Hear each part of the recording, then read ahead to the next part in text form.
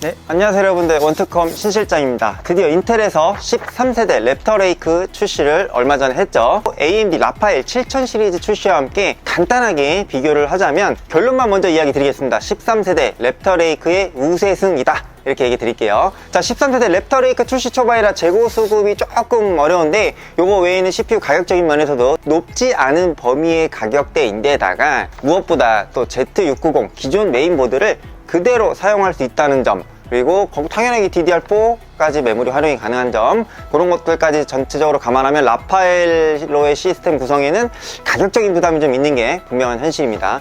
그렇다고 성능적인 면에서 AMD 라파엘이 조금 비싼 가격대에 비해 650 라인업 메인보드 DDR5 조합을 해서 구성했을 때 13세대 랩터 레이크 시스템보다 월등하게 앞서느냐? 발표된 벤치마크 테스트나 게임 프레임 테스트를 저희가 해보면 꼭 그렇지는 않다는 거예요. 자, 제일 높은 등급 13900K하고 790X를 비교 테스트해보면 시네벤치 점수 내지는 이제 VLA 렌더링 시간 등등 게임 프레임 테스트 등에서 비슷하거나 10프레임에서 20프레임 정도 범위에서 엎치락 뒤치락 하는 정도입니다. 결론인즉슨 인텔 13세대 랩터 레이크는 가격적인 부분만 조금 안정되고 수급이 이제 뭐 곧 잘 이루어지겠죠. 이러면 AMD와의 경쟁에서 뭐 한 발 더 앞서 나가게 되는 그런 상황을 연출할 것이다, 그런 생각이고요. 자, 서론이 좀 길었는데 13세대 랩터 레이크가 출시됐으니까 저희 원투컴에서도 i7 13700K 모델을 가지고 간만에 4K 해상도 영상 편집 컴퓨터 출고 제작 영상을 하나 제가 찍어 보았습니다. 자, 이 i7 13700K를 활용해서 제작한 고해상도 영상 편집용 PC, 자, 샵 단화와 부품 총계 및 세팅과 조립 공임을 모두 포함하고 있고요. 카드 현금 동일 가격으로 제작해서 총 427만 7천원의 견적으로 제작을 한 사양 구성입니다. 하위 파츠를 제가 안내해 드려보겠습니다. 진행에 앞서서 우측 하단에 빨간색 구독 버튼 보이시죠? 한 번씩만 눌러주시길 부탁드리겠습니다. 좋아요, 구독 한 번씩 부탁드리겠습니다. 네. 자, 우선 메인 프로세서입니다. 13세대 랩터 레이크 i7 13700K 프로세서 탑재하였고요. 스펙을 간단히 살펴보자면 전작인 12700K에 비해 4개의 2코어가 추가되었고요. 베이스 클럭이 12세대 3.4GHz에서 3.6GHz로 올랐고, 그 다음에 최대 터보 부스트 클럭은 5.0GHz에서 5.4GHz까지 향상되었습니다. 자, 이 밖에도 여러 명령어 체계가 12세대에 비해서 최적화가 더 많이 되었다고 하고요. 게임용에서도 원탑을 이어가겠지만 늘어난 2코어는 작업 용도로서의 속도가 전 세대 대비 더욱 향상되었기 때문에 업무용 컴퓨터 구성에도 많은 활용이 예상되어집니다. 다만 경쟁사인 AMD와의 라파엘과의 경쟁에서 절대 성능에서 우위를 점하고 속도나 프레임에서 더 나은 포지션을 선점해야 한다는 압박감 때문이었을까요? 최대 클럭으로 테스트를 걸었을 때 시네벤치 등에서 기존보다 더 많은 소모 전력을 소비했고요. 온도도 93도에서 95도 더 높게 형성되는 것도 확인할 수 있었습니다. 13700K는 테스트해보니까 렌더링 시 많게는 250W 정도가 소모가 되는 걸 볼 수 있었고요. 13900K 모델은 330W 정도까지 전력을 소모하는 걸 확인할 수 있었습니다. 4K 해상도 작업 시에 에펙이나 프리미어 등의 영상 편집 업무에서 기존 세대 대비 늘어난 4개의 2코어와 최적화를 바탕으로 더욱 빠른 속도의 렌더링이 가능해졌기 때문에, 자, 고해상도 영상 편집용 업무용 PC 제작에 현재 시점에서는 가격적인 면까지 고려했을 때 당연 최적의 선택이라고 볼 수 있는 부분이겠죠.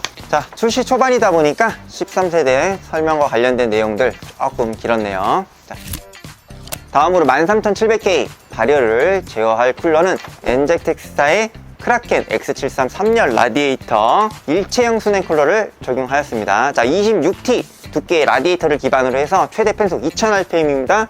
높은 풍량을 바탕으로 뛰어난 냉각 효과를 제공해주는 최상의 일체형 순행 쿨러라고 보시면 될 것 같고요. 2000rpm의 풍량을 보여줌에도 불구하고 그에 반해 최대 36dB 정도의 소음도를 나타내주고 있습니다. 쿨링 성능도 매우 우수한 편이지만 무엇보다 함께 제공되는 CAM 프로그램을 통해서 클릭 몇 번만으로 냉각 성능이라든가 RGB 제어 등 편리하게 전체적인 시스템 제반 사항들을 효율적으로 제어할 수 있다는 부분이 상당히 큰 강점 중에 하나입니다. GPU와 쿨러가 결정되었으니까 다음으로 보드 넘어가겠습니다. ASUS사의 Z790P CSM 등급 제품입니다. 자, 과거에는 인텔 CPU가 AMD보다 보드 소켓 변화가 빨라서 CPU 바꾸려면 무조건 보드까지 같이 변경해야 했습니다. 자, 이제는 AMD나 인텔이나 한 2년에서 2년 반 정도는 보드의 런닝 타임이 이제 제공이 되는 것 같아서 장점이라고 할 수 있겠죠. 14 플러스 1페이지의 튼튼하고 안정적인 전원부로 구성이 되어 있고요.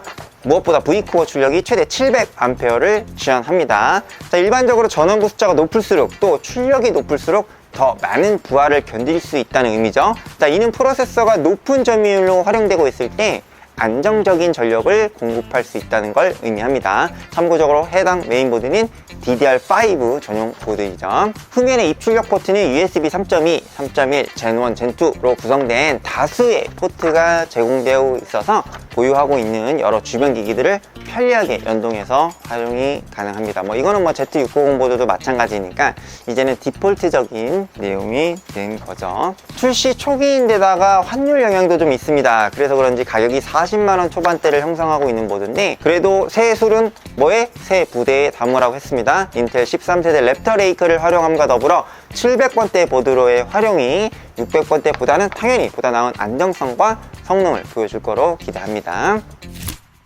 자, 다음으로 메모리 구성입니다. 4K 해상도 영상 작업 용도에서 보통 일반적으로 32GB에서 64GB 용량을 구성하는데, 금일 제작에는 삼성 4800 클럭 16GB 두 개 구성해서 32GB의 용량으로 구성을 해드렸습니다.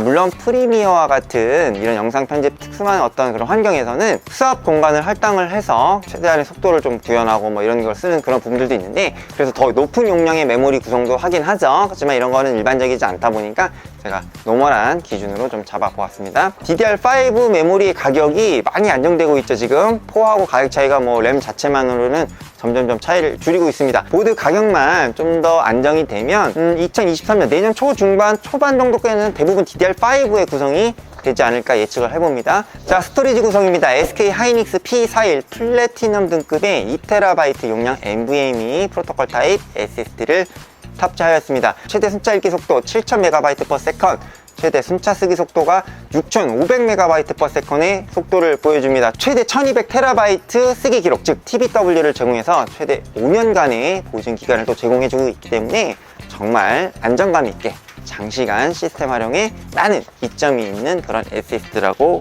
보일 수 있습니다. 자, 영상 편집 업무에서의 렌더링 속도나 각종 플러그인 이펙트를 적용하는 그런 속도 등 빠릿하게 구동이 가능하고요. 게임을 운영하신다 하더라도 로딩 속도가 시원시원하게 구동이 됩니다. 내구성이나 안정성 또 정말 훌륭하지만 SSD 본연의 속도도 이렇게 매우 빠르기 때문에 성능과 안정성 두 마리 토끼를 모두 잡은 SSD네요. 서브 스토리지로는 시게이트사의 4TB 용량의 하드디스크를 한 개 장착했습니다. 자, 다음으로 그래픽카드입니다. 4K 해상도나 8K 해상도에 이르기까지 이런 초고 해상도 영상 편집에서는 그래픽카드의 역할이 쿠다 프로세서를 바탕으로 해서 지포스는 어도비에서 메탈 엔진으로의 하드웨어 물리 가속 기능을 지원하여 주기 때문에 높은 등급의 그래픽카드일수록 고해상도 영상 편집의 최종 렌더링 시간을 많이 단축할 수 있는 부분입니다. 자, 4090이 출시가 되긴 했지만 280만원대에서 300만원 초중반까지 가격이 형성되어 있습니다. 자, 현재 160만원대 가격의 3090 라인업이 상당히 훌륭한 포지션의 등급이기도 하거니와 방금 전 설명드린 렌더링에 있어서의 이런 CPU와의 조합에 의한 최종 결과물을 뽑는 속도는 상당히 빠릿한 성능을 제공해주기 때문에 당연히 알맞은 선택이라고 보시면 됩니다.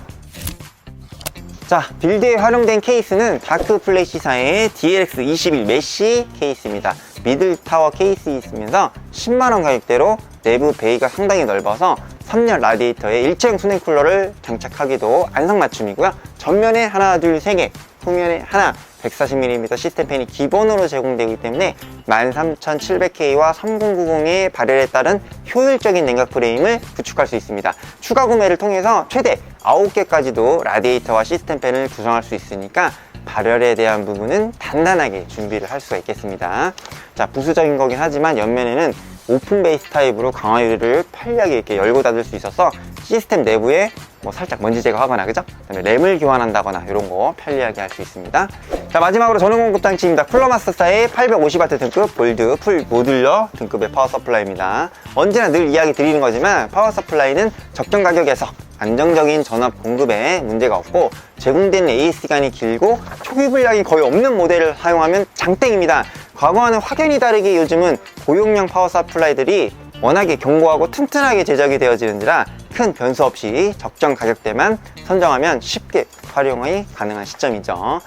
80플러스 골드 인증 제품이니까 당연히 50% 전력 로드 구간에서 최대 90%를 살짝 상회하는 효율을 보여주는 파워이고요.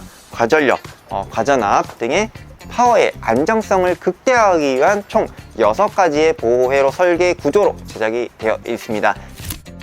13700K 플러스 3090 조합의 4K 고해상도 영상 편집용 시스템에 대한 구성에 대해서 제가 안내를 좀 더 해드렸습니다. 영상을 시청하시는 시점에 따라서 가격 차이가 발생할 수 있기 때문에 해당 영상을 보시고 영상 편집용 컴퓨터 궁금하신 점이나 견적 문의 등은 오픈카톡이나 유선 등으로 문의 주시면 저희 담당 MD들이 상세하고 친절하게 안내를 도와드리도록 하겠습니다. 자, 오늘도 긴 영상 시청해주셔서 너무나 감사드리고요. 저는 다음 시간에 다른 주제의 영상으로 뵙겠습니다. 신시장이었습니다. 감사합니다.